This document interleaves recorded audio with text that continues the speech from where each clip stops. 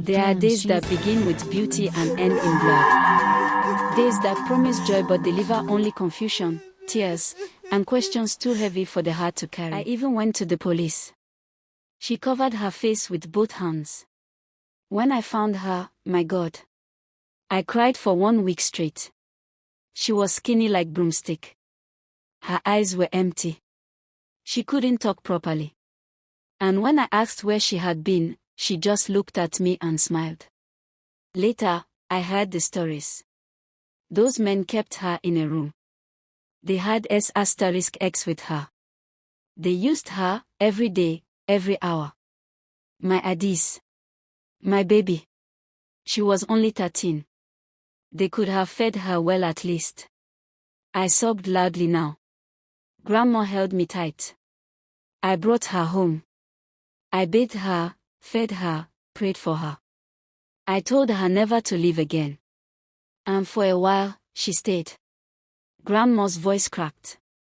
But one day, I sent her to Mama Mercy's shop, yes, Chioma, your husband-to-be's mother.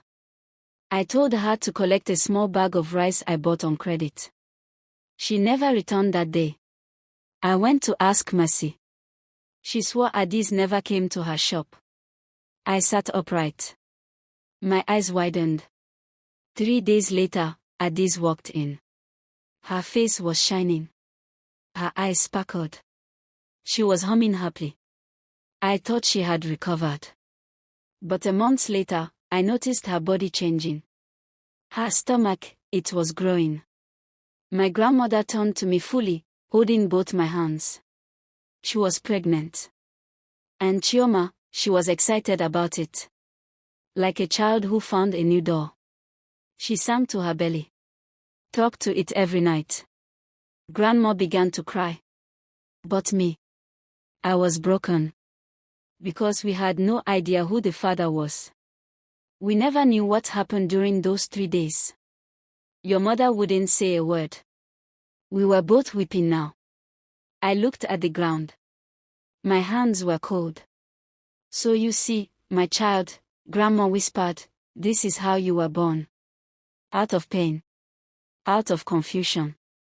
But never out of shame. You are not a mistake. My heart felt like it would explode. Everything I thought I knew about myself, about my mother, was shattered. My mother was not just sick. She was a broken woman carrying invisible scars. It was a mistake I didn't invite her to your. I thought when Obinna sees her, I will not proceed with the marriage. He might see you as a mad woman's daughter. And my fear was confirmed today. What if that's not reason he fainted?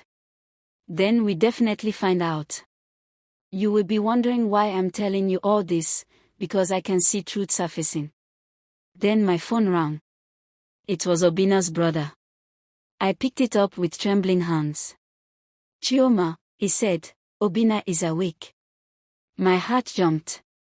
He said he wants to talk to you. Alone. I hung up. I turned to Grandma. She looked at me, fear in her eyes. Let's go, Mama. It's time to know why he fainted. I didn't even look around when I got to the hospital. My heart was racing. My heels clicked loudly on the cold floor as I rushed straight to room 208, where Obinna had been taken. I could barely breathe. I just wanted answers to questions I didn't even know how to ask. When I opened the door, I froze. He was sitting up in bed, looking pale, but when his eyes met mine, it felt like he was seeing a ghost. His lips parted, and for a full minute, we just stared at each other. Silent. Still. Cold. Obinna.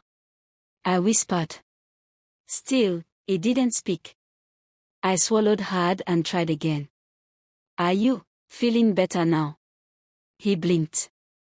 Then his voice came, shaky and slow. Is she your mother? The room felt like it tilted. I didn't know what to say. I couldn't lie. But I also couldn't tell him the truth, not yet.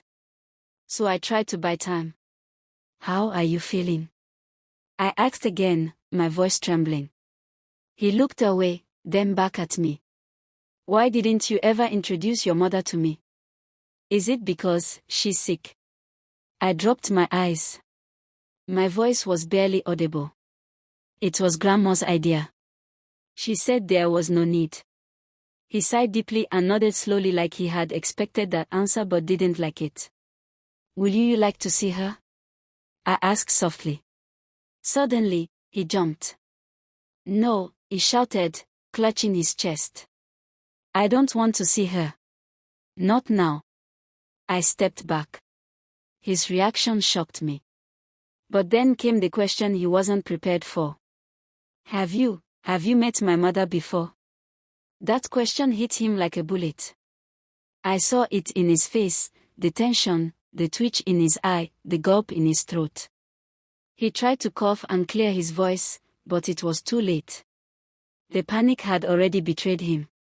I'm just not used to mad people, he finally said. It was a lie.